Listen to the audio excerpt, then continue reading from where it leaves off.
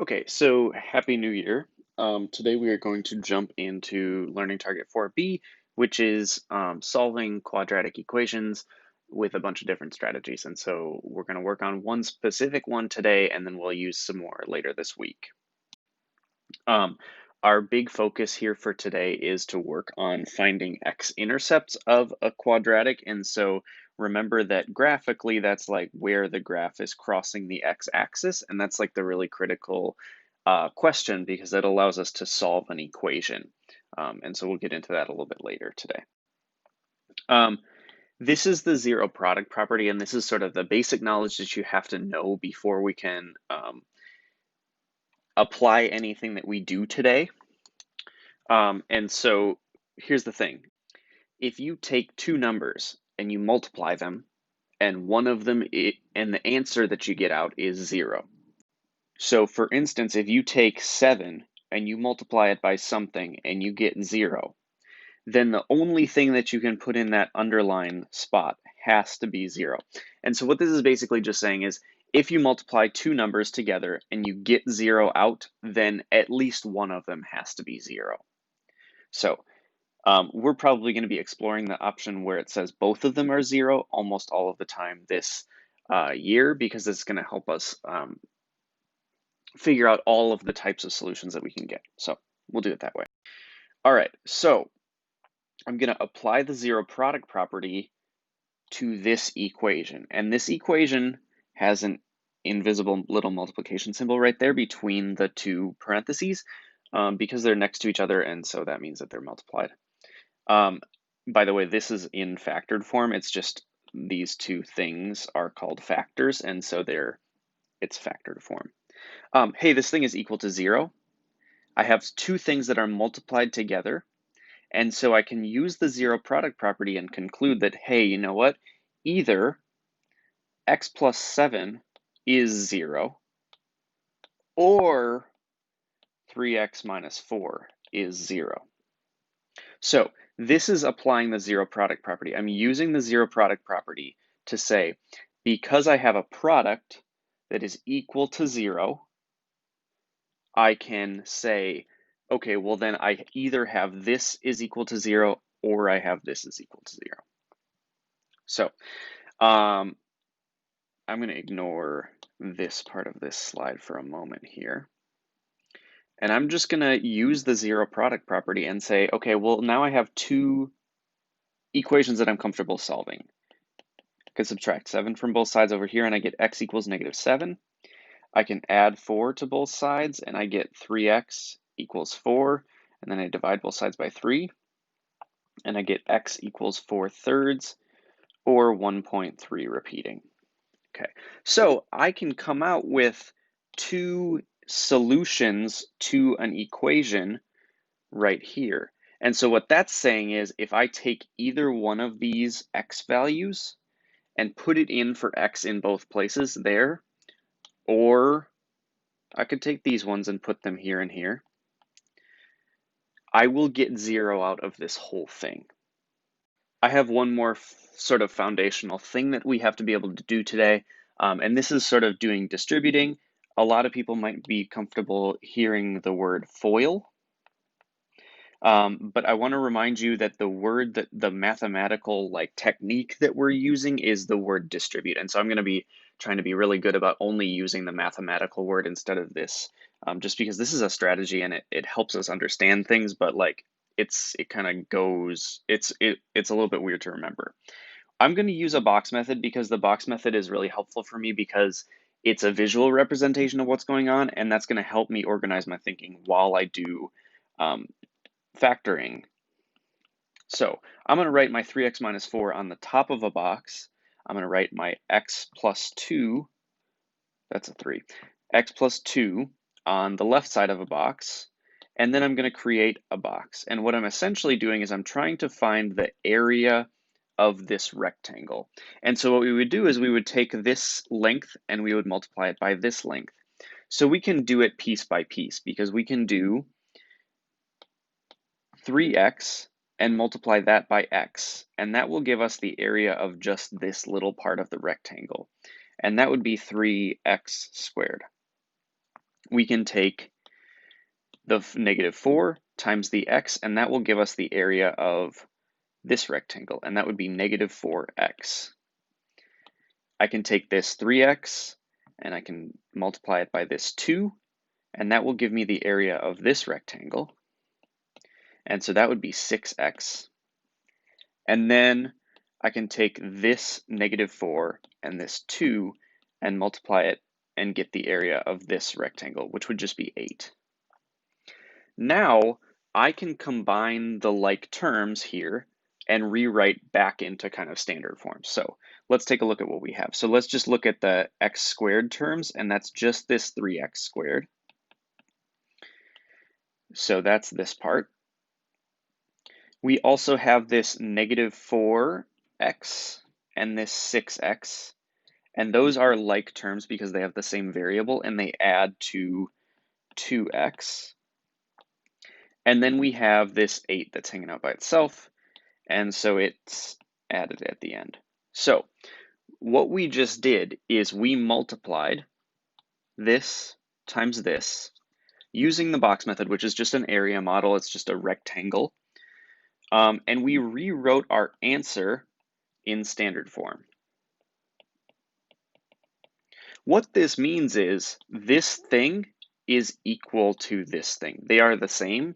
They have all the same features. They have all the same stuff going on. We just went from factored form to standard form.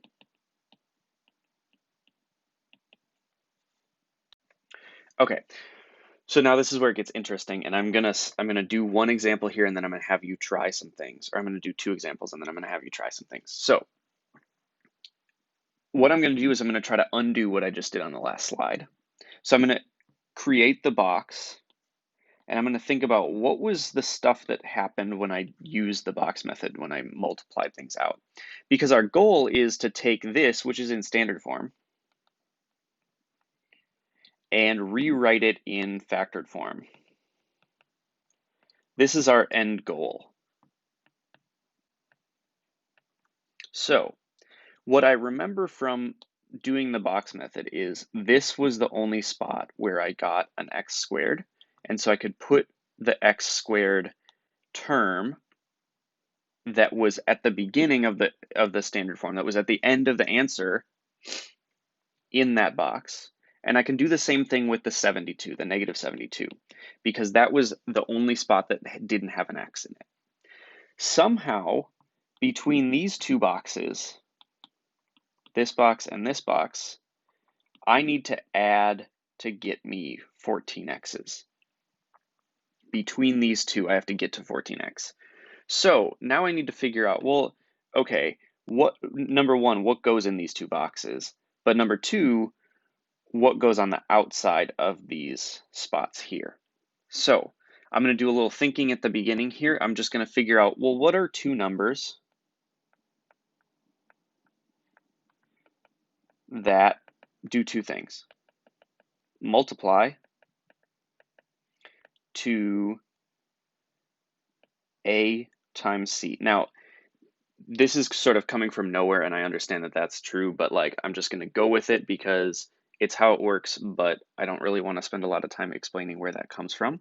So let's identify what A is. A is 1, C is -72. So A times C is -72. And the other thing that they need to do is add to B, and B is 14. So let's write our factors of -72.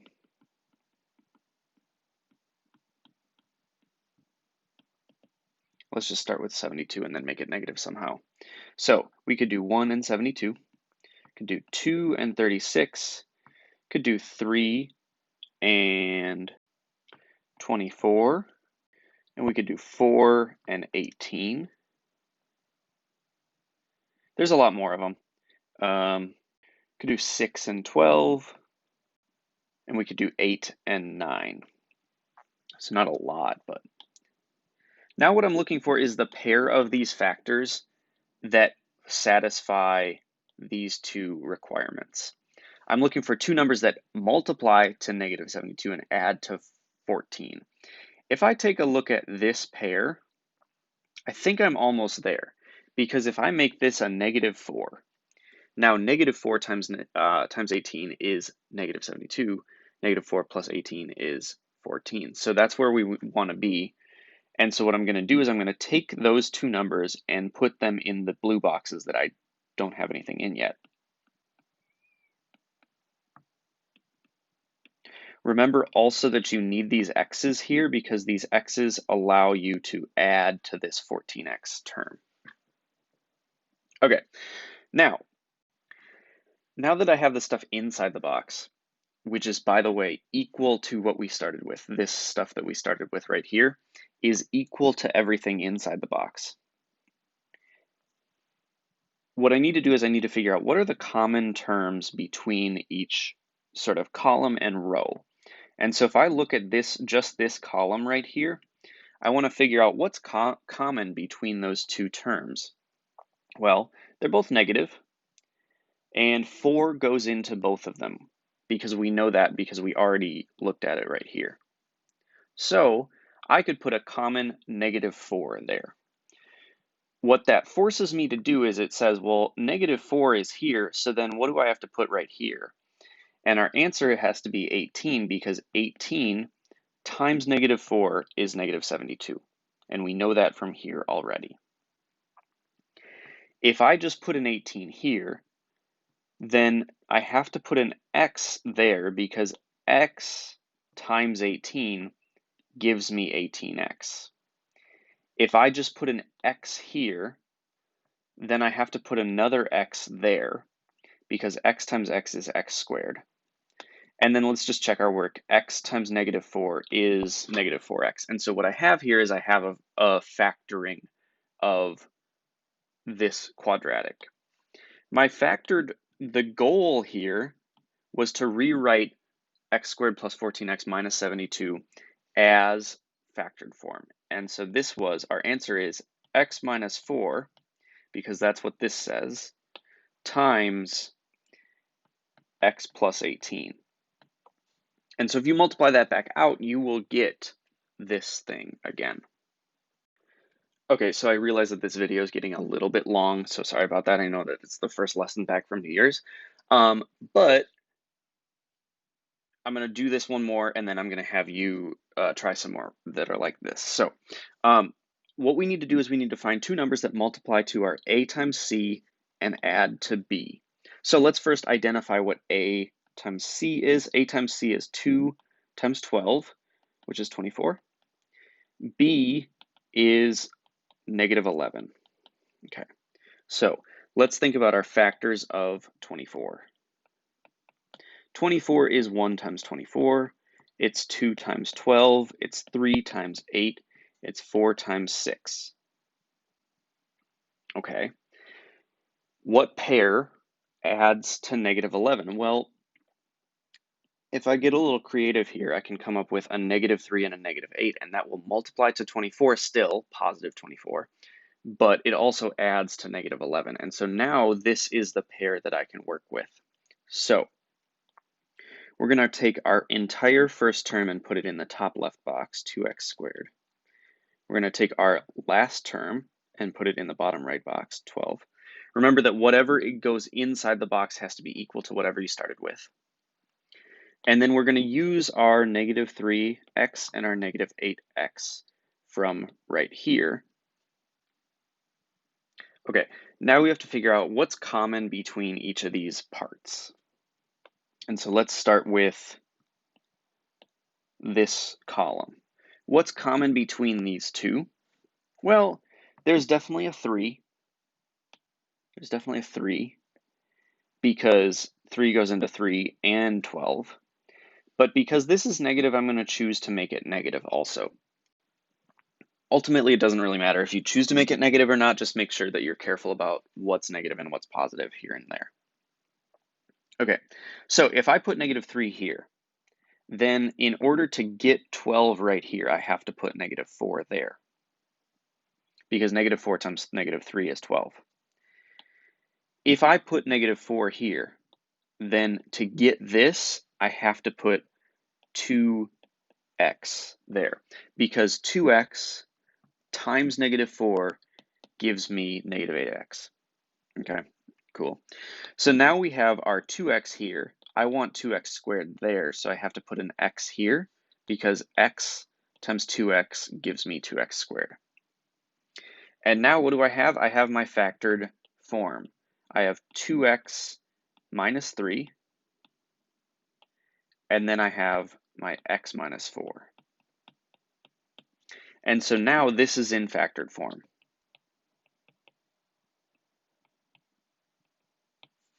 So if you multiply this times this, you will get this back. And we have proof of that because we showed our work doing it here. That's going to be helpful in the future. You're going to go to the next slide here, and you're going to try this one. So the steps were on the previous slide, so you can go back to that part of that video and look at the steps that I wrote. Organize your thinking, make sure that you're being careful. And then I'm going to go through this after you try it. Okay, so let's identify A, B, and C. We need two numbers that multiply to A times C and add to B. Okay, so A, B, and C are 4, -4, and -3. So A times C is 4 times -3, which is -12. B is -4. So what two numbers multiply to -12 and add to -4? So let's figure this out. What are my factors of -12? I could do 1 and -12. I could do 2 and -6. I could do 3 and -4. I could do 4 and -3. I could do 6 and -2. I could do 12 and -1. What pair adds to -4? Well, it's this one. So now we can use step 2. Step 2 is create the box. And so it'll look like this. I'm going to put my first term, 4x squared, here. And I'm going to put my last term, -3, here. I'm going to put the two numbers that I got in the red box here. But make sure you have those x's on there because we have to make sure we add to that term. Okay, what's common between these two? Well, definitely a -3. I can just kind of look at that and see it. If I put a -3 there, then I've got to put a +1 here. And if I put +1 there, then I have to put 2x here. If I put 2x here, I have to put 2x here. And so now my factoring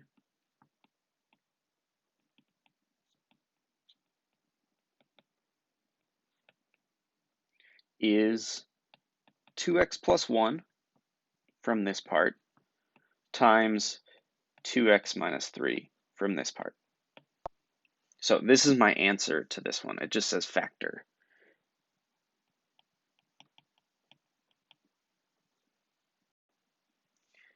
Okay, so the upshot of all of this is now we have the ability, or one of the tools we're going to need to solve this equation. For your reference, remember that if we're solving the equation equals 0, we're looking for x-intercepts because we're putting in 0 for y. And so the spots on the graph where the graph crosses the x-axis is where y is equal to 0. And so that's this spot and this spot. We're looking for those coordinates. And so, or those x values, sorry. We can kind of see them, but let's just do the math to figure this out also. So A times C is -30 here. B is -15. So we could do -30 is 1 times -30, 2 times -15, 3 times -10, 5 times -6, 6 times negative 5, negative 10 times 3, just kidding, sorry. 10 times negative 3, 15 times negative 2, and then 30 times negative 1. Okay, so what pair adds to negative 15? I made a mistake here. This right here should have been negative 13. Sorry about that. Okay, so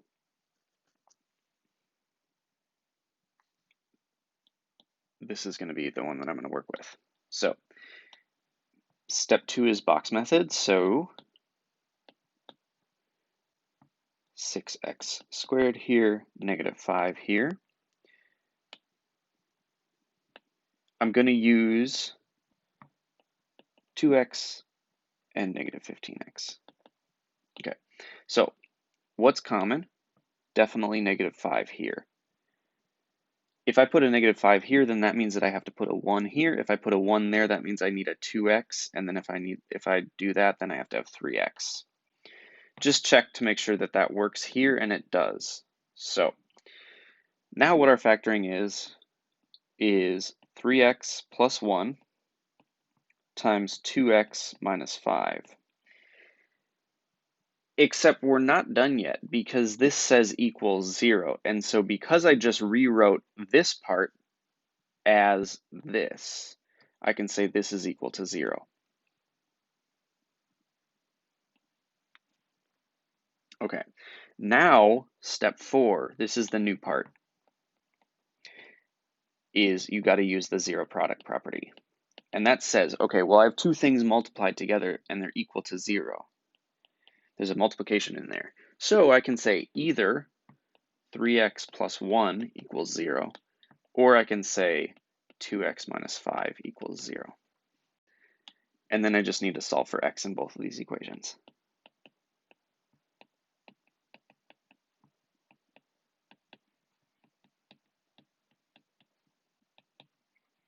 X is negative 1/3 is one of the answers. Add 5, add 5.